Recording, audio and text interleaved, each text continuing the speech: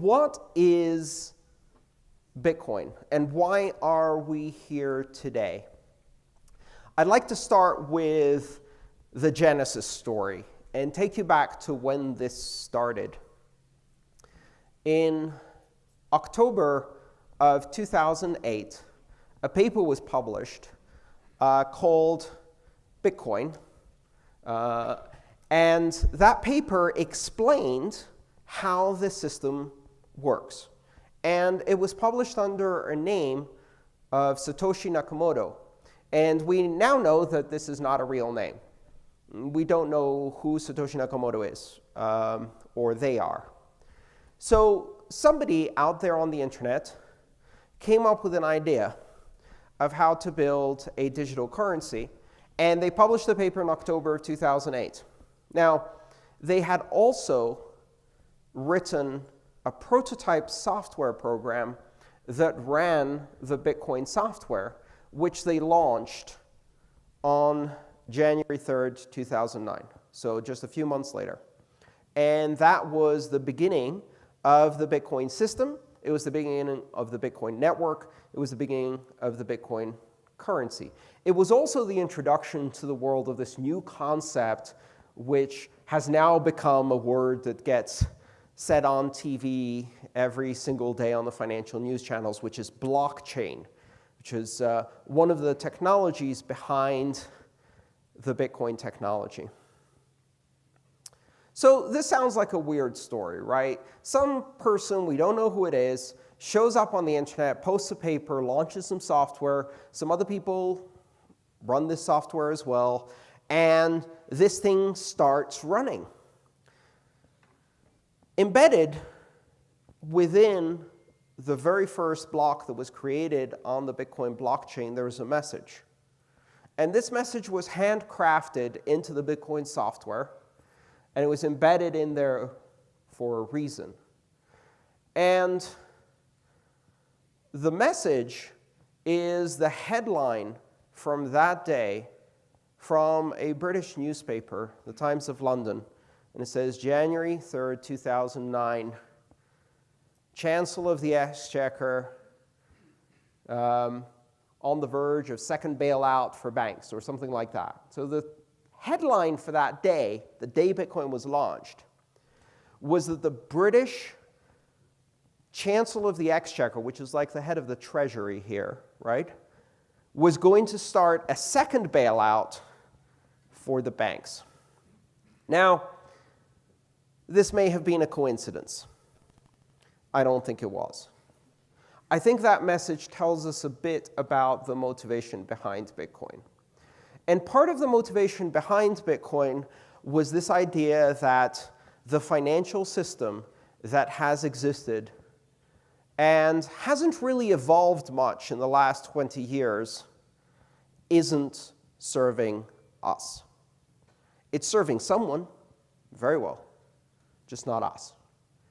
And what's ironic is when I say us, I'm looking out at a bunch of people who represent 5% of the human population, the most privileged, who have access to the most advanced banking in the world, who have access to multiple foreign currencies, who have the ability to send and receive money with their bank.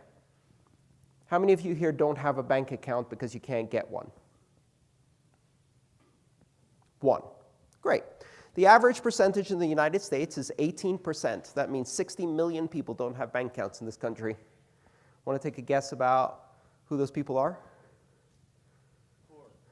The poor? That's a great answer. Poverty is one of the main reasons why people don't have access to financial services, but also lack of documentation. A lack of documentation may be because they don't have legal documentation. So, of course, illegal immigrants are one of the big groups that doesn't have banking in this country. But it can also be because they don't have documentation for other reasons. A lot of perfectly legal residents of this country also don't have a driver's license. Or they don't have the necessary literacy or numeracy to open bank accounts.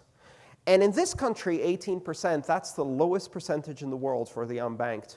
Every other country has more people who are unbanked, with some countries having more than 80% of the population having no access to banking whatsoever. But at the same time, if you talk to people in this country, you'll already realize that the banking system doesn't serve us either. It doesn't, right? The same people who are quite happy to sell a variable rate subprime mortgage to you or your parents or your brother or your children, and then walk away from a pile of debt and get bailed out. None of them went to jail. More than 1 million homeowners lost their home in the United States, right? And at the same time, while they were doing the foreclosures, they were using a technique called robo-signing, where they were signing the foreclosure documents on deeds they didn't even own. No one went to jail.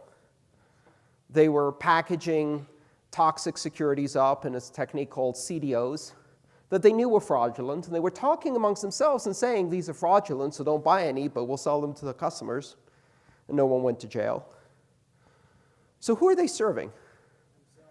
Well, themselves, yes, but also not just themselves. Ironically, a lot of the people who work at banks are part of a middle class who are not being served by the banks themselves either, right? They serve the weapon dealers. They serve the warmongers. They serve the money launderers. They serve the international drug cartels. They serve the multinational corporations, but they don't serve us. And if they don't serve us here in this country, imagine how much worse it is everywhere else. If you can't imagine, I can tell you, much worse. Much, much worse. So here we are, after 25 years of the internet. The world is more connected than it's ever been. The ability to communicate information instantaneously anywhere in the world exists for a very large part of the human population. More people have access to the internet than have access to clean drinking water. More people have access to cell phones than have access to clean water. And yet, in the last 20 years, banking hasn't gotten better. It hasn't gotten more inclusive. If anything, we're backtracking.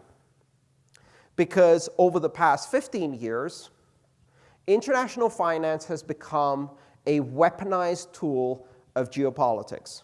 It's been used by powerful countries to attack powerful countries in the form of sanctions, currency controls, embargoes, and other forms of economic pressure.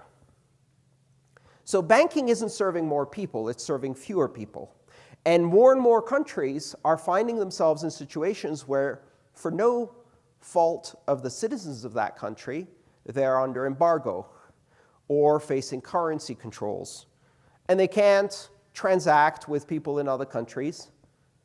And they face calamitous economic conditions where they watch their life savings disappear overnight. And this happened to my family in Greece in the 80s, twice. And it's happened again and again throughout South America, throughout Africa, again and again and again. It's currently happening in Venezuela. It's on the cusp of happening in Turkey. It's happening in Greece again.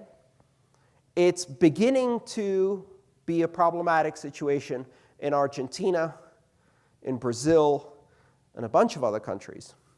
So the economic system that we have is not serving people. And the internet hasn't brought us a financial system that connects everyone together. And part of the reason for that is because modern banking has become a deputized system of law enforcement domestically and a militarized system of control internationally. Our banking is part of the domestic police system, and it is part of the international military system, just like the banking in every other country. It doesn't serve commerce. It serves politics. So back in the early days of Bitcoin, something interesting happened. It was an organization called WikiLeaks that was publishing secrets that the US State Department didn't want published. secrets about war crimes committed by US forces. And as a result, they wanted to shut down WikiLeaks. And one of the ways they were trying to shut down WikiLeaks is by prohibiting people from sending money to support that organization, right? So, of course, the US government first appealed to the court system to get the necessary convictions in order to stop WikiLeaks from breaking the law. Of course they didn't. WikiLeaks wasn't breaking the law, and therefore they couldn't take them to court. They didn't have the basis in law to take them to court. Instead, what they did was they pressured Visa, MasterCard, American Express, PayPal, and all the American banks and cut WikiLeaks off without any legal process. Now, at the same time, you could use your Visa card to send money to racist groups in Alabama, to send money to all kinds of atrocious political groups around the world, but not WikiLeaks. As this was happening, Bitcoin was just emerging. And within it, buried in that first block, was that little message. And that little message said to me and to many others, this is why we're doing this. This is why Bitcoin needs to exist. Because 25 years into the internet revolution in this world, we are no closer to having a global connected community in finance than we were 20 years ago. In fact, we are further. And the financial system is not getting better at serving people, it's getting worse at serving people. And with control over money comes corruption. And we all know that, right? Power corrupts. Absolute power corrupts absolutely, and there is no more absolute power than power over money. You have freedom of expression? Great.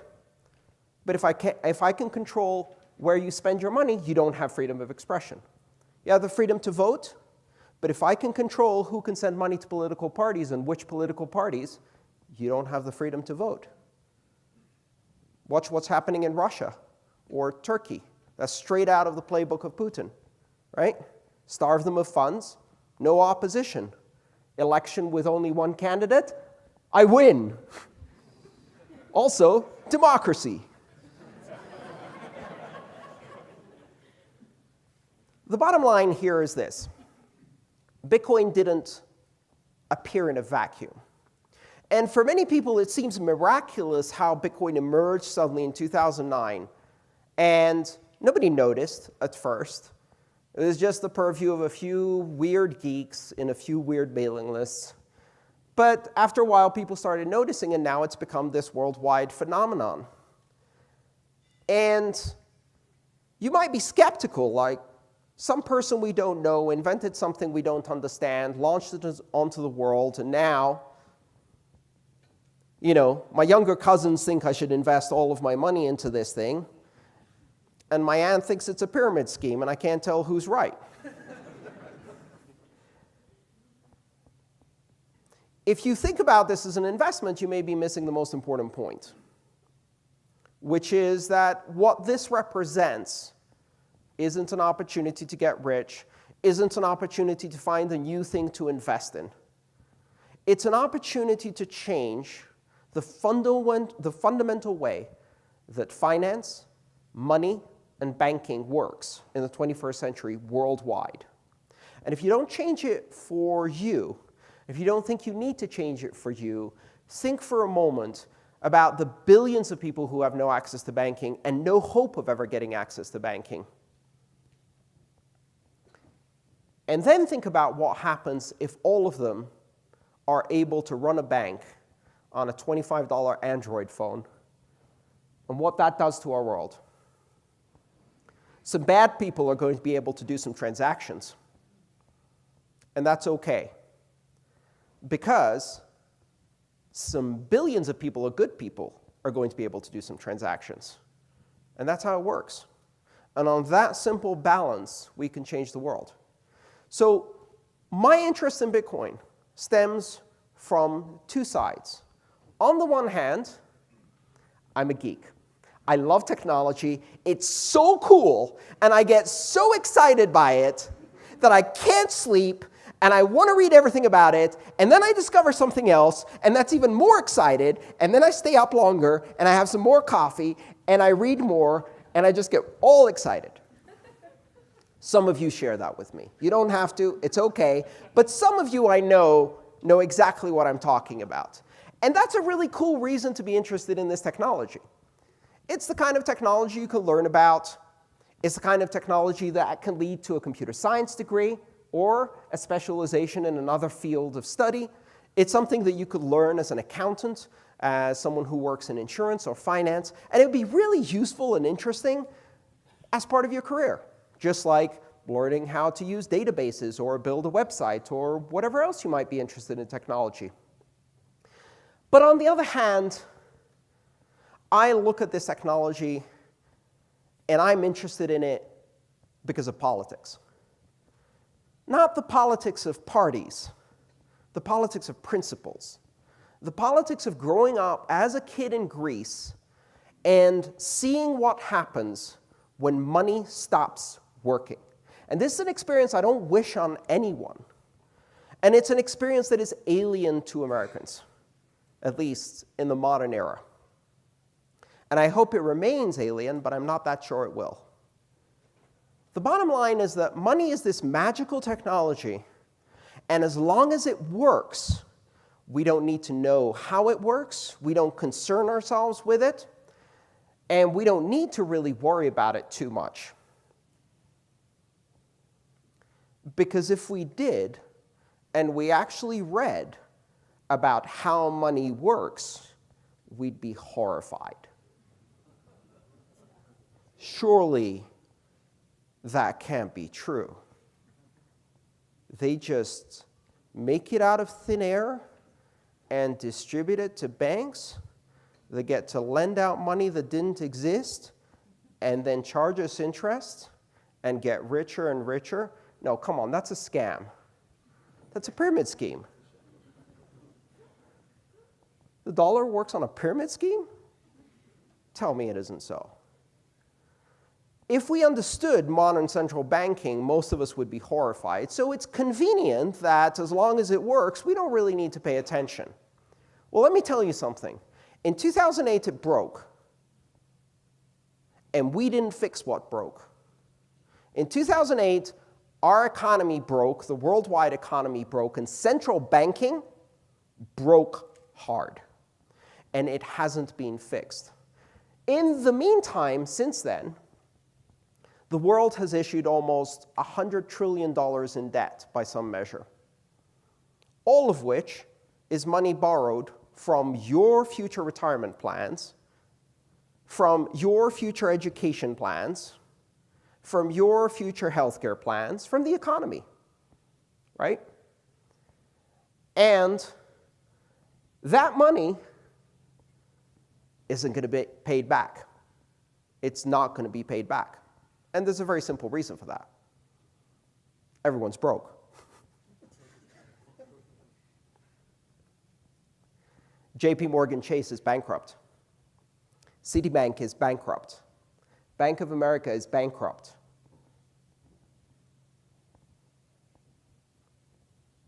Goldman Sachs is bankrupt. The United States government is bankrupt. Europe is bankrupt. The euro is bankrupt. Deutsche Bank is bankrupt. Japan is bankrupt. China is bankrupt. They're all bankrupt. They can play around with the books, hide some debt, make some bilateral agreements, shuffle shit around, pretend to bail out Greece, send the money and then backdoor it straight back to Deutsche Bank, find some other patsies, make it appear like nothing's happening. They're all bankrupt. And so at some point, there's going to be a reckoning. We never fixed anything that happened in 2008. What we did was destroy currency in order to preserve the illusion of economy. And that's going to come back and bite us. Now, you don't have to believe me.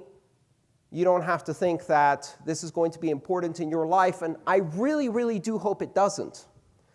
But one of the reasons Bitcoin was created, and one of the reasons it's important, is because it is neutral, because it is independent, because no one can control it, because no one can change its issuance, because no one can create it out of thin air. It's ironic that when you see criticism of Bitcoin by mainstream economists, they say things like, it's not backed by anything.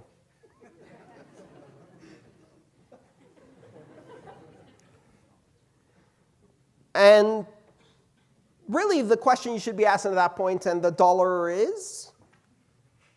Of course, the dollar is backed. But you really don't want to hear that story as to what it's backed by. Because then you have to learn some history about Henry Kissinger and the Saudis and a little deal made in 1971. Some towers fell, some nasty things happened, and we've been at war for 18 years. But anyway, the dollar is backed by something. War. To protect oil. And Bitcoin is backed by an international community of geeks. The same geeks who brought you the internet.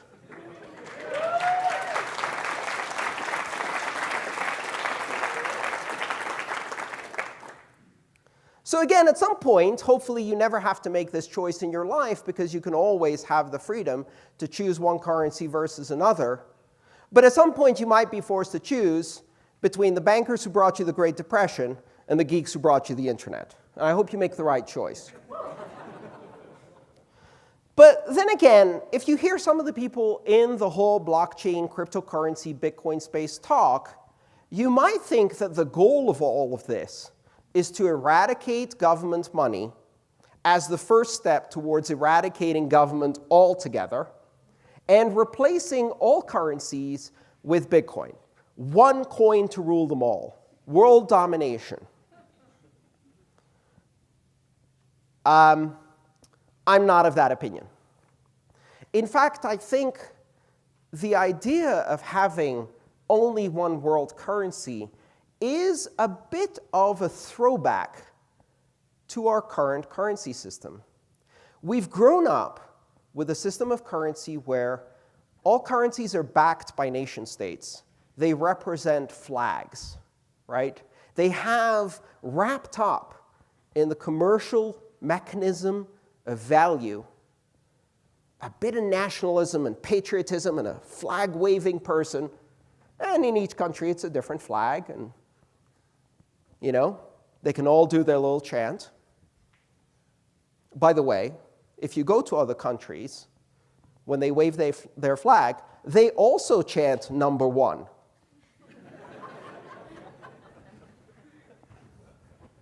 It's a bit like when you ask people, are you a good driver? And they say, yeah, definitely. And then 80% of people say they're above average driver. How does the math on that work?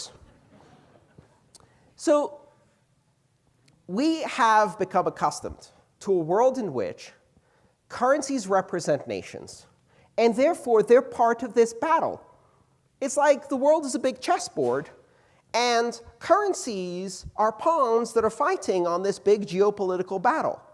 And the dollar wins if the ruble fails. It's country versus country.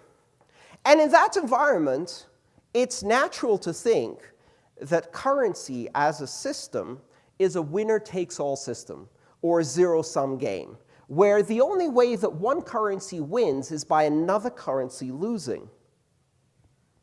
And that's a world in which you cut off your nose to spite your face, which is a good summary of our current foreign policy, but also a good summary of the foreign policy of the European Union, China, and Russia.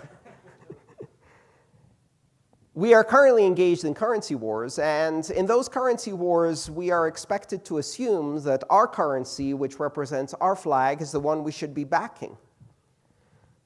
But if you stop and think about that for a second, you suddenly realize that that's not money anymore. That token is no longer representing a commercial transaction. It's not representing value for use in business. It's representing something else.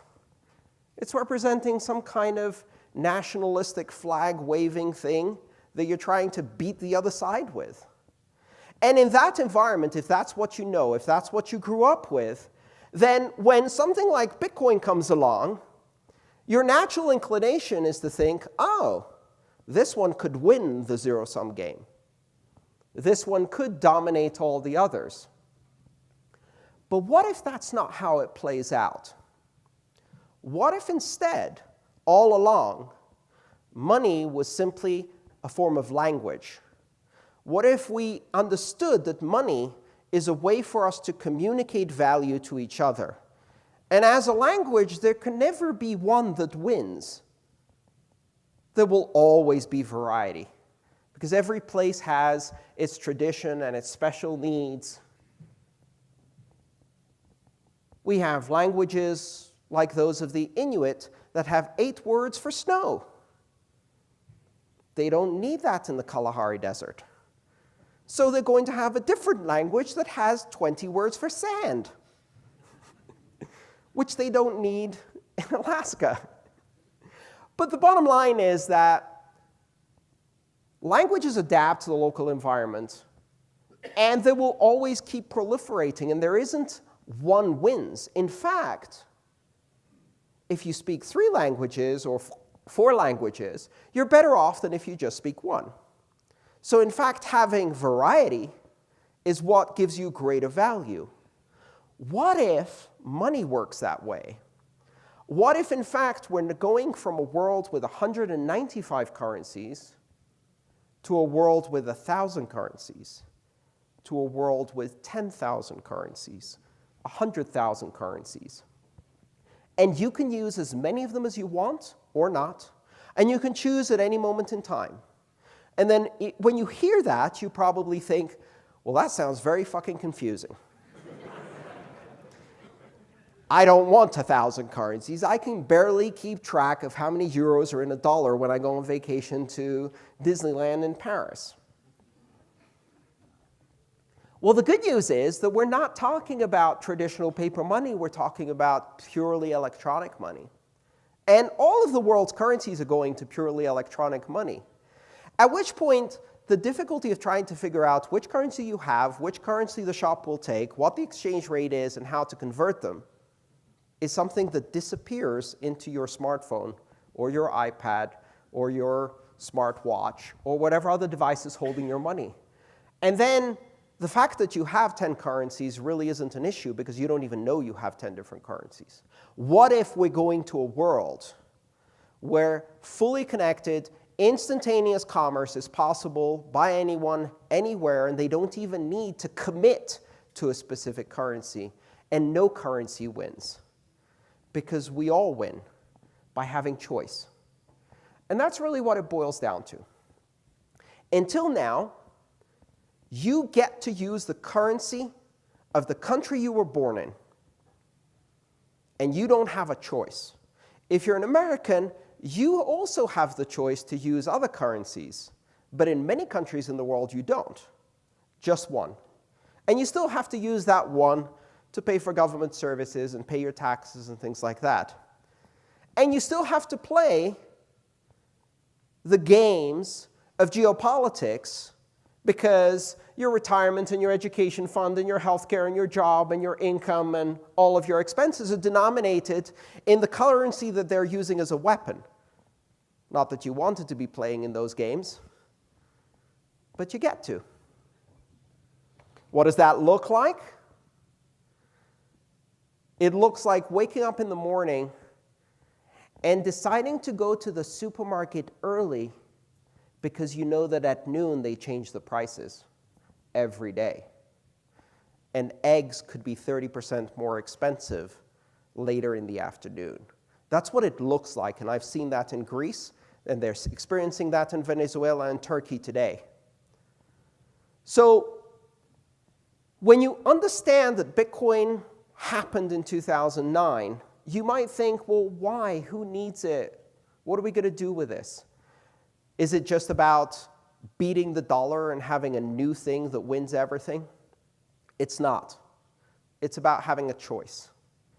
And For most of the people in this country, that choice isn't very important. But for the rest of the world, that choice is absolutely critical.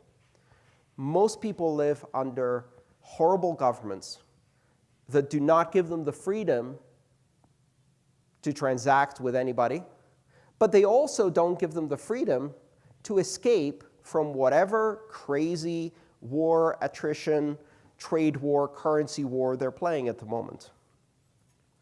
Most people live in countries where it is impossible to distinguish between organized crime and organized banking.